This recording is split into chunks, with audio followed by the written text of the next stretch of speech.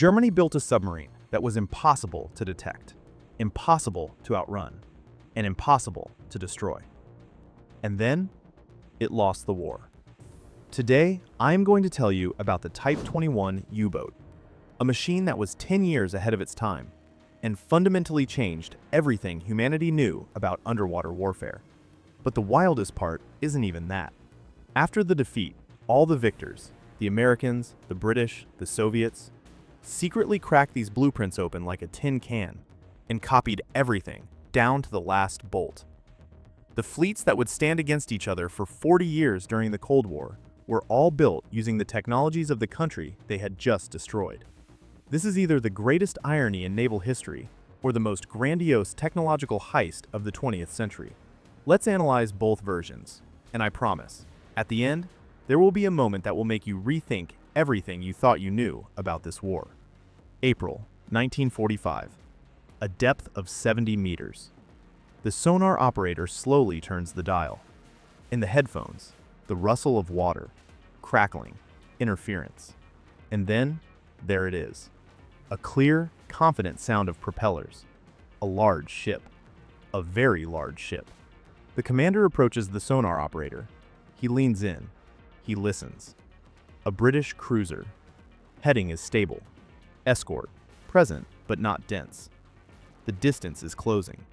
He stands up straight and looks at his men. Torpedo tubes, ready for action. Here's the thing. This boat is not like the others. It doesn't surface to attack. It doesn't sneak along on the surface under the cover of night. It attacks from the deep. Fast, accurate, and silent. Like a predator that didn't exist even 2 years ago. 6 torpedo tubes are loaded. The target is in the sector. The angle of attack is perfect. The commander watches the stopwatch. He could have fired. The cruiser wouldn't have escaped. The British sailors on the bridge didn't even suspect that death had already calculated their course and speed. But no shot followed. The submarine changed course and silently dissolved into the darkness. The cruiser passed over it and didn't even feel it. A few hours earlier, an order had arrived by radio. The war was over. Germany had surrendered. The torpedoes remained in their tubes. This boat was called U-2511.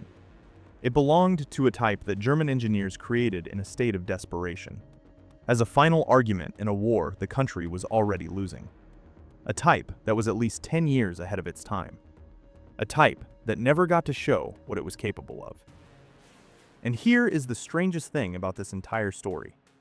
After the war, this very boat, the one belonging to the defeated, destroyed, and partitioned nation, began to be copied by everyone.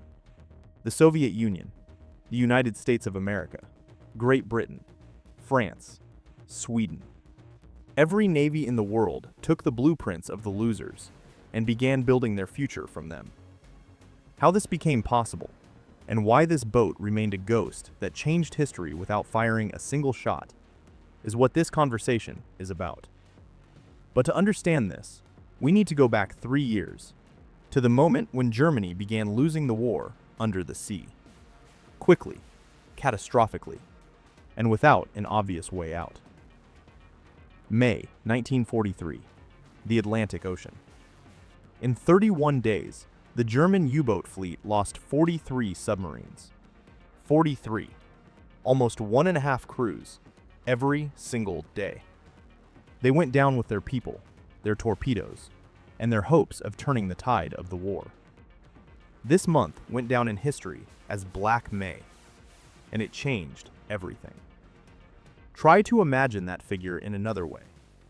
Every morning, somewhere in the Atlantic, a few dozen people would wake up and not know it was their last day. Breakfast in a cramped cabin, jokes, fatigue after the watch, and then the explosion of a depth charge, or the beam of a searchlight from an aircraft right in the face, or the sound everyone feared most, the ping of an active sonar. That meant they had been found. But why did this suddenly start happening so massively? The answer is simple, and all the more bitter for it. The Allies had learned how to kill them. For the first years of the war, German U-boats dominated the Atlantic. The wolf pack tactic worked flawlessly. Groups of boats would find a convoy at night, attack from the surface using the darkness as cover. Transports would burn. Thousands of tons of cargo went to the bottom. The commander of the U-boat fleet, Admiral Karl Donitz, called this the happy times. The happy times were over. The Allies had developed centimeter radar, compact, powerful, capable of detecting a periscope or a conning tower in the dark, in the rain, in a storm.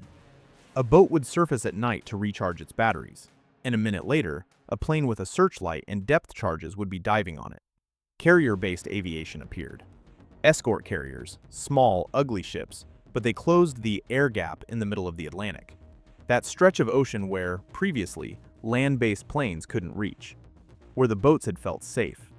The safety was over. The convoy tactics had changed too. More escort ships. Better coordination. The escort ships now didn't just guard, they hunted. And here we come to the most important point.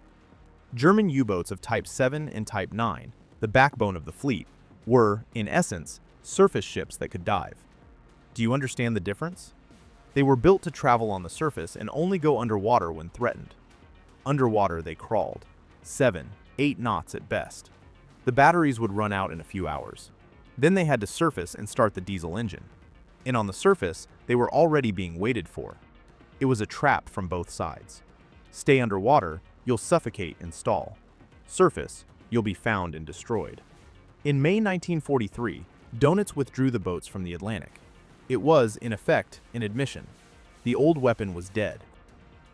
He wrote in his order that the U-boats had encountered an enemy they could not yet defeat, and that the only way out was a fundamentally new weapon. He already had something in mind. Behind closed doors in design bureaus, work had been underway for several months on a project that was meant to turn everything upside down.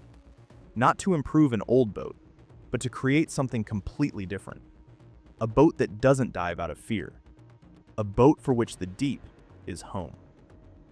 Imagine that you are faced with a task. You need to create a machine that does not exist. Not to improve an old one, but to invent a new one. From scratch. In the minimum amount of time. In a country that is being bombed every night. This is exactly what German engineers received in the summer of 1943. The technical specifications sounded simple. We need a submarine that lives underwater and doesn't just hide there. That is faster underwater than on the surface. That is practically impossible to hear. And that can go weeks without surfacing. 3 problems. 3 engineering barriers that no one in the world had crossed before. The first problem, the shape. Old boats had a shape designed for surface travel. Long, with a high tower, with protruding details. Underwater, they were like a brick. The water clung to every corner, braked and pressed. The designers took a blank sheet and asked themselves, what should a boat look like if it never surfaces? The answer was born from observing nature. The shape of a fish. The shape of a dolphin. No corners, no protrusions. Only smooth contours that do not hold back the water, but glide through it. The whole of the new type was made to look like the number 8 in cross-section. 2 rounded volumes, one above the other. The upper one, for the crew, equipment, torpedoes. The lower one, for the heaviest part of the boat. And here begins the second problem, energy. Old boats carried one set of accumulator batteries. This was enough for a few hours of underwater travel, and then surface and charge. On the new boat, 3 times as many batteries were installed. The total weight, 225 tons. Imagine, almost a quarter of the total weight of the ship was just pure metal and acid. The batteries occupied the entire lower volume of the hull, from bow to stern. This gave a fantastic result. The boat could travel almost 500 miles underwater at an economical speed. Or, hold on, 30 miles at full speed. For comparison, old boats at full underwater speed would run out of steam in an hour or so. But the figure that baffled the designers themselves was another one. The maximum speed underwater, 17 plus knots. That is faster than the surface speed of most Allied transport convoys. The boat could catch up to the enemy underwater, without surfacing, without exposing itself to radar and aircraft. Nothing like this existed anywhere in the world. The third problem: air. Diesel engines are needed to charge batteries, but a diesel consumes air, which means the boat must surface. The solution was found in a device called a snorkel, a retractable pipe that rises above the water surface while the boat remains at depth. The diesel runs, the batteries charge, and the boat is almost invisible from the air and almost inaudible on radar. Almost. That is an important word. We will return to it. But the designers took one more step that turned out to be revolutionary, and which was only appreciated decades later. They decided to build the boat like a kit, not in one shipyard from keel to tower, but from ready-made sections. 9 large blocks, each of which is assembled at a separate factory, sometimes hundreds of kilometers from the sea. Then the sections are brought to the shipyard, docked, welded, and the boat is ready. According to calculations, this should have reduced construction time to 176 days, of which the boat would spend only 30 at the shipyard. 30 days, versus a year and a half for the old types. When the final project landed on the desk of the German command, the reaction was almost disbelief. It looked too good, too correct, too far from what they had known how to build before. The project was approved immediately. One thing remained: to turn these blueprints into steel. In a country over which bombers flew around the clock, in conditions where every factory was a target, in a situation where there was almost no time left. And here is where theory collided with reality. On paper, it looked like an industrial miracle. 9 sections, each a separate finished block with its own bulkheads, pipelines, cables. The bow is assembled in Bremen, the middle in Hamburg, the stern in Danzig, the conning tower somewhere else. Then all of this goes to the final shipyard, is docked, welded, and the boat is ready. This was a revolution. Not military, industrial. Before this, a submarine was built the way a house is built, laying the keel, then rib by rib, frame by frame, month after month. Skilled workers, narrow specialties, one factory, at least a year and a half. A narrow bottleneck through which no more than a certain number of boats could be pushed per year. The new system broke this bottleneck. Dozens of factories work simultaneously. Each does its own thing. The shipyard only assembles. Theoretically, you could set up mass production and stamp out boats like cars on an assembly line. The man who came up with this system, engineer Otto Merker, managed truck production before the war. He came to shipbuilding and saw what the shipbuilders didn't notice. They were stuck in the 19th century. Merker transferred the logic of an automotive plant to the shipyards. And on paper, it worked flawlessly. Construction began in 1943. The first sections went by German railways to the final shipyards. Huge steel cylinders on flat cars, covered with tarps. At night, so that reconnaissance aircraft wouldn't notice. The problem started almost immediately. The first, and most obvious, was the bombs. By 1943, British and American bombers were working in 2 shifts. During the day, the Americans. At night, the British. The plants in Hamburg, Bremen, Kiel, all of these were first-class targets. The workshops where sections were assembled were destroyed and rebuilt, destroyed again, and rebuilt again. Imagine a factory over which an air raid siren wails every night. The workers drop their tools and run to the shelter. Then they return, if they return, to the workbenches, to which there might be no electricity, because the substation a block away no longer exists. In such conditions, it was difficult to talk about precision in earnest, and precision here was critical. This is the main problem of modular construction that Merker, the genius of automotive plants, underestimated. A truck can be assembled with a tolerance of a few millimeters, and it will drive. A submarine with such a tolerance will sink. The sections arrived at the final shipyards, and they didn't match. The pipelines that were supposed to dock were off by centimeters. The cable channels didn't match. The frames didn't align. The welds at the joints had to be redone several times, manually, in awkward positions inside an almost finished hull. The planned 30 days at the shipyard turned into 90, sometimes into 120. One of the first finished boats went out for trials in the Baltic Sea. The crew took their places. The commander ordered a dive. The boat began to go underwater. and somewhere around the junction of the third and fourth sections, a sound was heard that no one wanted to hear inside a submarine. A quiet, almost delicate creak of metal. The seam was coming apart. The boat was urgently surfaced and towed back to the shipyard, re-welded, tested again, found problems again. The fleet was receiving finished boats and then sending them back to the manufacturers with long lists of defects. There was something else, too. In many of the factories producing the sections, there were people who were never asked if they wanted to work there. Foreign workers brought in from occupied countries. They didn't sabotage openly, it was too dangerous. But they didn't hurry either.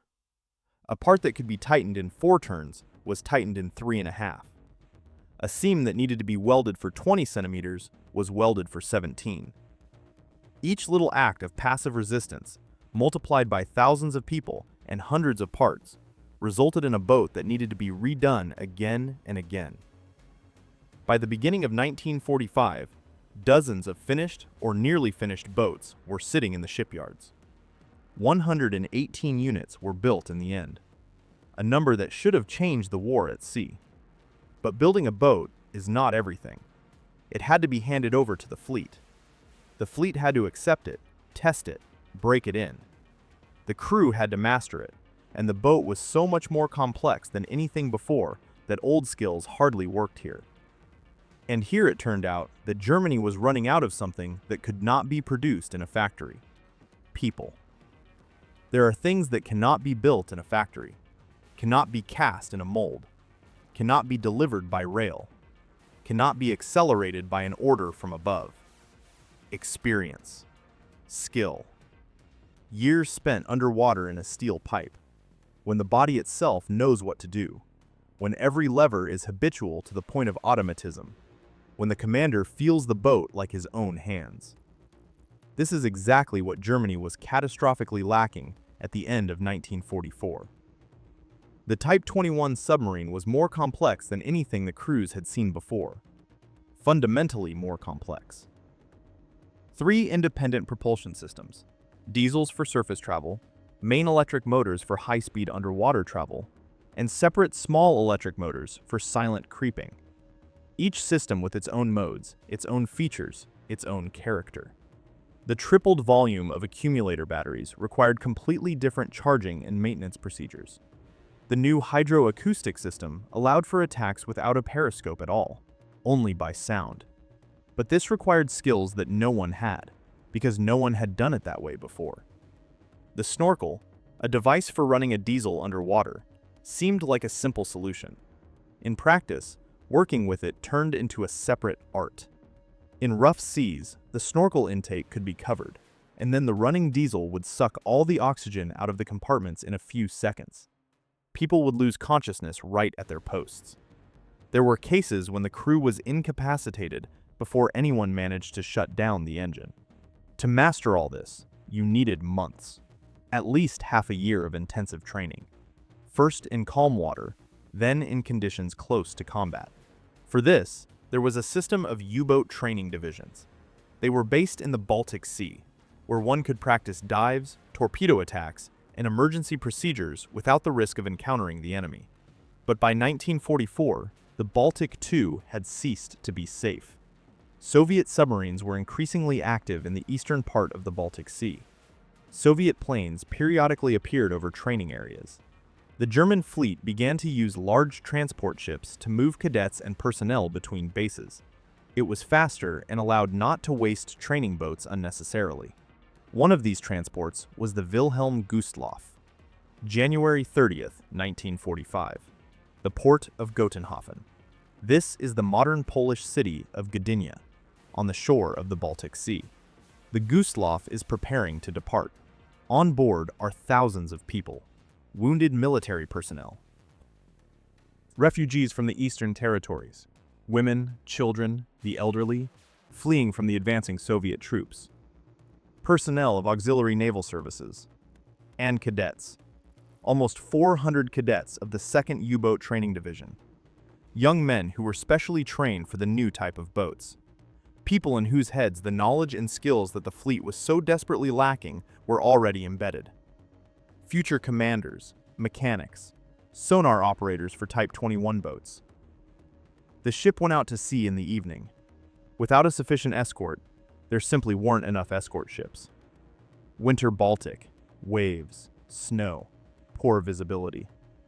The Soviet submarine S-13, under the command of Captain 3rd Rank Alexander Marinesco, discovered the Gustloff around midnight. 3 torpedoes entered the side, one after another. The ship sank in about an hour, in the icy water of the Winter Baltic. A little over 1,000 people were saved. The rest, more than 9,000, perished. Among them, those very 400 cadets. Think about this number in relation to the situation. The German U-boat fleet in early 1945 was in desperate need of trained people for Type 21 boats. The training program was already bursting at the seams. And in one January night, almost 400 people who had been trained for years specifically for these boats ended up on the bottom of the Baltic. This is not just a human tragedy, huge in itself. This was a blow to the very idea of turning the tide with the help of a new weapon. Because a weapon without people who know how to use it is just metal. At the shipyards at this time stood dozens of finished boats, standing and waiting for crews. And there weren't enough crews. Those who were there were hastily transferred to new boats. Training programs were shortened. They were sent to sea before they were ready. The boat commanders later recalled that they were accepting machines they didn't fully understand themselves. That they were practicing maneuvers right during the transition to the place of combat duty. That they were learning on the go, literally. The clock was ticking. The Allies were advancing from the west, Soviet troops from the east. The shipyards continued to deliver boats. The boats continued to stand, waiting for crews. And yet, a few boats went to sea. The German command understood. Time was up. Waiting for ideal conditions was no longer possible. We had to send what there was, with those who were there. Something had to go out into the Atlantic and show. The new weapon exists. It works. The war is not completely lost, yet. This decision led to one of the most strange combat patrols in the history of the submarine fleet. March 1945, Hamburg. Commander Adalbert Schnee stands on the pier and looks at his new boat. He is an experienced man. Behind him, several combat patrols on old Type 7 boats. Tonnage sunk, awards, respect among colleagues. He knows what war underwater is. A real war, where you are hunted and found. Where depth charges shake the hull to the last bolt. Where the crew sits without moving, in darkness and silence, and waits. But what stands before him at the pier is something else. U-2511, Type 21 boat. Streamlined hull without a single extra protrusion. No artillery on the deck, only clean lines going underwater. It doesn't look like a warship. It looks like an idea, like a blueprint that somehow became metal. Schnee boarded. The first weeks, this was an acquaintance. The boat was studied and didn't give in right away. 3 propulsion systems, each with its own temperament. Battery compartment, huge, dark, with rows of batteries stretching in both directions as far as the eye could see. Hydroacoustic station, with which one could hear a convoy from many miles away, and attack without raising the periscope at all. Schnee drove the crew to exhaustion, dives, surfacing, torpedo attacks on mock targets, emergency procedures, more dives. The crew grumbled, quietly, under their breath, like people who are tired but understand why it is necessary. Not everyone understood. Some of the young sailors ended up on this boat with almost no experience. They were taught right there, right now, in the open sea, on a combat machine, while a war was going on outside. In late April 1945, U-2511 went out into the Atlantic. This was the first and last full combat patrol of a Type 21 boat. Schnee led the boat to the west, underwater, almost the entire time underwater, exactly as it was intended. Periodically, they raised the snorkel to charge the batteries, dived again, went further. No planes overhead, no sonar pings behind the stern, no depth charges. For Schnee, who had spent past patrols in constant anticipation of death from above, it was almost implausible. The boat went through the water like a knife through butter, silently, invisibly, with the confidence that submariners hadn't had for several years. On May 4th, the sound of propellers appeared in the sonar operator's headphones. Confident, rhythmic, increasing. The sonar operator turned the tuning dial, and the sound filled the entire compartment. A large ship, military, traveling on a straight course. A few minutes later, the picture became clear. A British cruiser of the Norfolk type. Escort, present but not dense. Speed, about 15 knots. Course, stable, predictable. Schnee looked at the map, looked at the sonar operator, looked at his men. It was quiet in the compartment. Everyone was waiting. Torpedo tubes, ready for action, prepare for attack. The boat headed for interception. Without a periscope, only sonar, only sound, only the mathematics of the movement of two bodies in space. The distance was closing. Everything was going perfectly. The angle of attack, calculated. Target speed, confirmed. 6 torpedoes ready. The cruiser didn't know it was already dead. That somewhere in the dark water beneath it, a boat had already chosen its fate and was now just waiting for the command. The command did not come. A few hours earlier, a telegram had arrived on board. Germany had signed an armistice agreement. All boats, cease combat operations. Surface, raise a black flag, a signal of surrender. Schnee stood in the central post and looked at the instruments. Then he ordered to abort the attack. The boat changed course. The cruiser passed over it, measuredly, calmly, suspecting nothing. The British sonar operators didn't hear it. British hydroacoustic systems didn't find it. For them, this boat did not exist in this square. U-2511 surfaced and raised the flag of surrender. After the war, Schnee gave an interview, calmly, without pathos, like a man who is simply answering questions about his work. He was asked, "Could you have sunk that cruiser?" He didn't answer immediately. "I could have. Easily. They didn't even notice us." A pause. But there was no order. 6 words. In them, the entire history of Type 21 boats. Everything they were capable of. Everything they were created for. All the engineering genius and human labor put into these machines. And the silence of the torpedoes in the loaded tubes. The second boat, U-3008, also went to sea in the final days of the war. But it didn't even come to an encounter with the enemy.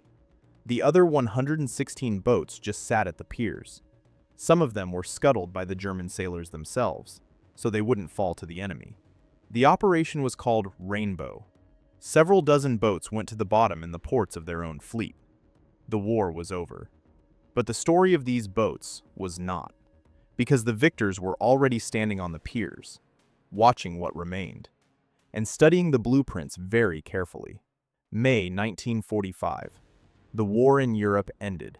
The armies of the victors entered German cities, ports, factories. Soldiers took pictures against the backdrop of destroyed buildings. Officers signed documents of surrender. Diplomats divided the map of Europe into zones of influence. And in the ports of Kiel, Bremen, Hamburg, and Danzig, something else was happening. People in civilian clothes were hurrying there, with notebooks, with cameras, with engineering degrees and clearances for secret materials. Americans, British, Soviet specialists, all of them knew that they had very little time until the Allies and the coalition reached the same objects. This was a hunt. Quiet, polite, but absolutely ruthless. A hunt for German technologies. The Americans acted quickly and systematically. Even before the official end of the war in Europe, an operation called Paperclip was launched. Its essence was simple. Find German scientists and engineers, take them to the United States together with the documentation, and offer them work, without asking too many questions about the past. Rocket scientists, aviation designers, engine specialists, all of them represented enormous value. But the teams dealing with the fleet were interested specifically in submarines, and specifically in Type 21. The Americans captured several units in various stages of completion. Some had been scuttled by crews, but at a shallow depth. They could be raised. Others surrendered in ports, along with all the documentation. Engineers literally walked through the compartments with measuring tapes and notebooks, measuring every frame, photographing every unit, dismantling equipment for study. The main conclusion they reached sounded roughly like this. German engineers solved all the key problems of submarine shipbuilding. Streamlined hull, powerful batteries, silent running, attack without a periscope. All of this worked. Not in theory, in practice, on actually built and tested boats. The American fleet immediately launched two programs. The first, the construction of fundamentally new boats based on Type 21. Thus was born the American Tang type, the first post-war American submarines with a streamlined hull, powerful batteries, and high underwater speed. Direct descendants of the German project. The second program was called Guppy, which stands for Greater Underwater Propulsion Program. The Americans took their old wartime Belau and Tench-type submarines and rebuilt them according to the Type 21 model. They cut off the superstructures, removed the artillery, installed additional batteries, and rebuilt the conning tower. Over several years, dozens of boats went through this program. The victors were relearning from the defeated. The British acted in parallel. They got U-2529 and a few other units. The Royal Navy studied them with no less interest than the Americans. The conclusion was the same. The German concept is correct. It must be taken and applied. The British program for the modernization of the submarine fleet in the late 40s and early 50s was largely based on the lessons learned from studying Type 21. The T-class and A-class boats received streamlined superstructures, additional batteries, modernized acoustic equipment. All this is a direct echo of German developments. But perhaps the most large-scale influence of Type 21 was on the Soviet submarine fleet. The Soviet Union received several Type 21 boats in various states of repair as reparations, that is, as compensation for war damage. Soviet engineers and sailors studied them thoroughly and methodically. They had one significant advantage over the Americans and the British. They were in no hurry. They could work in a closed mode, without journalists and parliamentary inquiries, for as long as needed. The result was two projects. Project 611, a large oceanic submarine, a direct heir to the Type 21 concept, but enlarged and reinforced. Laid down in 1950, 26 units in the series. The backbone of the Soviet oceanic submarine fleet for many years. Project 613, a medium submarine, more compact, for mass construction. Here, Soviet engineers took the principles of Type 21 and adapted them to the requirement of producing boats as quickly as possible and in the largest possible quantity. The result, more than 200 boats in the Soviet fleet. About another 100 were delivered to allies all over the world. This was the most massive submarine of the post-war era. The Swedes and the French also carefully studied Type 21 and used its developments in their own national programs. For various reasons, these countries could not afford nuclear submarines, and it was the diesel-electric concepts of Type 21 that remained relevant to them for a particularly long time. By the mid-50s, the picture was obvious to anyone who looked at it without prejudice. The fleets that defeated Germany were building their submarine forces according to German blueprints.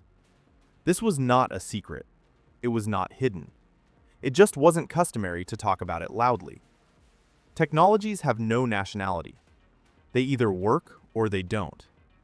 And Type 21 technologies worked. This was recognized by everyone who came into contact with them. But there was one question that hung in the air at all these technical conferences and in design bureaus. The question that one American admiral formulated after inspecting a captured boat. He walked around the compartments, stood by the battery pits, touched the torpedo tubes, walked out to the pier, lit a cigarette, and said to his assistant, "This is a very good boat, an excellent boat. But what would happen if you removed the diesel from here altogether?" His assistant looked at him. "Then it wouldn't need to surface at all, sir." The admiral nodded. Exactly. This conversation, whether it is real or not, accurately reflects what naval engineers all over the world were thinking about in the late 40s. Type 21 solved the problem of speed and stealth underwater. The last problem remained: time. How long can a boat stay underwater until the batteries run out? The answer to this question changed everything. And it didn't come from a design bureau. It came from physics. Let's pause for a second. Imagine that you are an engineer, the late 40s. You have studied German boats through and through. You understand that they solved the main problems: hull shape, underwater speed, silence, the ability to attack without surfacing. But one thought is spinning in your head. One thing that Type 21 didn't defeat: time. Even the most perfect batteries eventually run out. Even with 3 times the volume of accumulators, a boat sooner or later must raise the snorkel and start the diesel. And the snorkel is a vulnerability. Small, almost invisible, but a vulnerability nonetheless. A boat with a raised snorkel can be detected on radar. A running diesel creates a vibration that can be heard. As long as a boat breathes, it is not completely invisible. And what if it stops breathing altogether? In 1939, the German physicist Otto split the nucleus of a uranium atom. This event passed almost unnoticed by the general public. The world was busy with other things. But physicists immediately realized what had happened. A nuclear fission reaction releases a colossal amount of energy, of a fundamentally different order than any chemical fuel. 1 kilogram of enriched uranium, under a properly organized reaction, releases as much energy as about 3 million kilograms of coal. 3 million to 1. For a submarine, this meant the following: no diesel is needed. No fuel reserves are needed. No oxygen for combustion is needed. The reactor works in a closed cycle. It heats water, the water turns into steam, the steam turns a turbine, the turbine provides electricity, the electricity powers the electric motors. The boat can stay underwater for months. The only thing limiting it is the food supplies for the crew and human endurance. This was the very last wall that Type 21 could not break through. American naval officer and engineer Hyman Rickover understood this sooner than others. He was an inconvenient man, persistent, demanding, unable to accept the answer, "It's impossible." In the late 40s, he began pushing the program for creating a nuclear submarine through the bureaucratic layers of the American Naval Command. They told him, "Too complex, too expensive, too dangerous." He continued. In his working materials of that period, among calculations, schemes, and technical notes, one reference appeared regularly, again and again. As a starting point, as a coordinate system, as a bar that needed to be surpassed. Type 21. Rickover and his team studied German boats in detail. Streamlined hull, adopted. The principle of working on electric motors underwater, adopted. The concept of attacking without a periscope, only by sonar, adopted. The idea of silent running on small electric motors for creeping, adopted. And added to this, a nuclear reactor instead of batteries and diesels. On January 21, 1954, in the American city of Groton, Connecticut, the submarine Nautilus was launched, the world's first nuclear-powered submarine. Its hull was streamlined, like Type 21's. It attacked from underwater without surfacing, like Type 21. It used electric motors for silent running, like Type 21. It was capable of traveling underwater at a speed that exceeded the speed of most surface ships, just like Type 21. Only there were no batteries anymore. Instead of them, a reactor. On August 11, 1958, the Nautilus passed under the ice of the Arctic Ocean through the North Pole, underwater, without surfacing, traveling thousands of miles in conditions where it was theoretically impossible to charge batteries. For the German engineers of 1943, who were battling the problem of underwater time, this would have been unimaginable. But the straight line from their blueprints to this journey is absolutely real. Look at a modern nuclear submarine. Russian, American, British, any. streamlined cigar-shaped hull without protruding parts. Conning tower integrated into the hull contours. No artillery. Torpedo tubes in the bow. Developed hydroacoustics allowing detection and attack of targets at huge distances without surfacing. Now look at Type 21. This is the same ship, separated by 70 years and different flags, but the same one. Diesel submarines inherited no less from Type 21. Today, the most modern non-nuclear submarines, so-called air-independent propulsion boats, use fuel cells or closed-cycle engines. They can stay underwater without surfacing for several weeks. Their underwater speed exceeds their surface speed. They attack exclusively from underwater. All this is a direct development of ideas born in German design bureaus in 1943. Countries that operate these technologies today do not always talk about it out loud. It is understandable. History sometimes has uncomfortable pedigrees. But engineers know. Naval historians know. And if you trace the chain of citations in the technical documentation of the world's leading fleets from our days back, it very often leads to the same place, to the shipyards of Hamburg and Bremen. To 1943, to the blueprints that were drawn by people in conditions of war, bombing, and despair. There is one detail that sums all this up better than any words.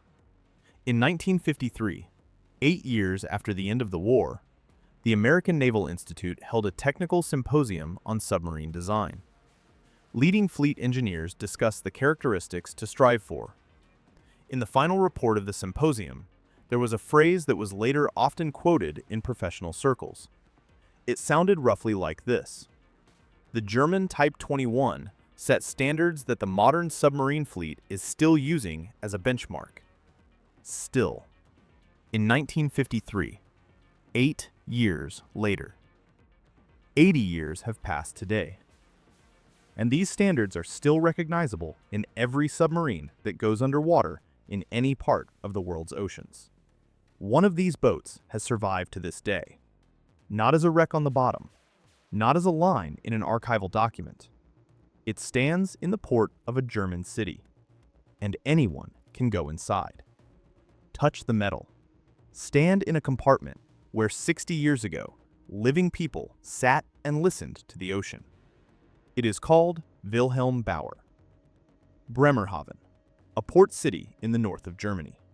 Gray sky, the smell of salt water, the cries of seagulls. A boat stands at the pier. Not a model, not a reconstruction. Real.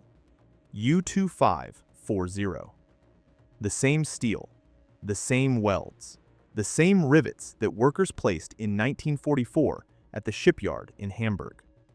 It was scuttled by its crew in May 1945 in Flensburg Bay, at a shallow depth, almost neatly, without explosions. They just opened the Kingstons and let the water in. In 1957, it was raised, restored, given a name, Wilhelm Bauer, in honor of the 19th century German engineer, one of the pioneers of submarine shipbuilding, and placed here as a monument, as a document, as an answer. There is a question that arises by itself after everything we have analyzed. What would have happened if Type 21 boats had appeared 2 years earlier? Not in April of 45, but in 43, when Donitz withdrew the fleet from the Atlantic, when there was still time, when the outcome of the war at sea had not yet been predetermined. The honest answer? No one knows. Military historians have been arguing about this for decades. Some say nothing would have changed. The Allies would have found an answer, as they found an answer to every German innovation. Others say several dozen such boats in the Atlantic in 43 would have created a crisis that the Allied fleet would not have handled quickly. We will never know the truth. But here is what we know for sure. German engineers created the right boat. Not a good one, the right one. They correctly understood where underwater warfare was heading, correctly determined what needed to be changed. correctly solved technical problems that no one had solved before them. Everything they put on paper in 1943 worked. Time did not work. This is a rare and special cruelty of history, when it is not the technology that fails people, but the people who don't keep up with the technology. When the right answer arrives correctly, but not in time. 118 boats built, 2 combat patrols, 0 enemy ships sunk. And yet, the entire post-war submarine fleet of the world is built on their model. Think about this paradox. A weapon that never once fired in battle changed naval affairs more than many types of weapons that fired for years. The defeated rewrote the rules for the victors. The country that lost the war, partly because of the failure of its submarine fleet, left this fleet, the global one, the entire one, its most important legacy. Technologies do not know flags. This is a cold but honest thought. Now return to April of 45. Darkness, 70 meters of depth. U-2511 lies drifting. Somewhere above it, a British cruiser that doesn't know it is already in the crosshairs. Commander Schnee stands in the central post. The tubes are loaded. The calculations are done. The boat did everything it was created for. Found the target, reached the position, prepared for the strike. He is waiting. Not because he is afraid, not because he doubts the boat. He is waiting because a few hours earlier, a telegram arrived that canceled everything. He turns the boat. The cruiser moves away. The distance between them grows. In this distance is the entire history. The most perfect diesel submarine of its time. A machine that could not be detected, could not be outrun, could not be stopped. It did the only thing expected of it. It was in the right place, at the right time, with the right weapon. It's just that the time had already run out. Schnee surfaced. Raised the flag of surrender. The war ended. But the boat remained. In the design bureaus of Washington, Moscow, London, in the blueprints that were copied and studied, in the boats that were built on its model, in the reactors that replaced its batteries, in the streamlined hulls that still glide in the darkness of the world's oceans.